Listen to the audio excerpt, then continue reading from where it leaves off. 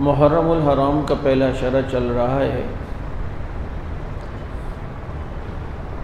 اور یہ سال کا پہلا دن ہے، پہلا مہینہ ہے،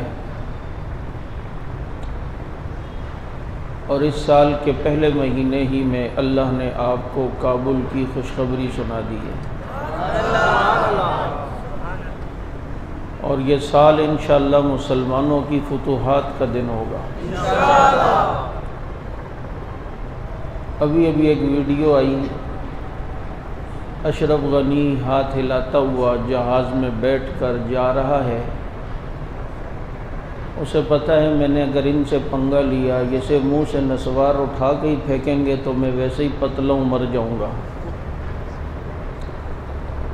لیکن یہ یکم محرم الحرام ایک سبق دے رہا ہے، یہ محرم کا مہینہ اور فتح کابل، اور وہ مختصر سبق یہ ہے کہ عمر ہوتا ہے، چاہے 1400 سال پہلے ہو چاہے 1400 سال بعد ہو۔ ہم نے صحابہ کو کیسر و کسریٰ کے محلات میں گھستے ہوئے نہیں دیکھا،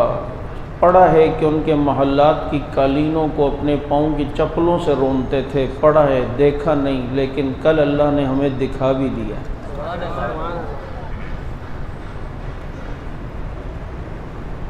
جب جذبہ ایمانی تازہ ہو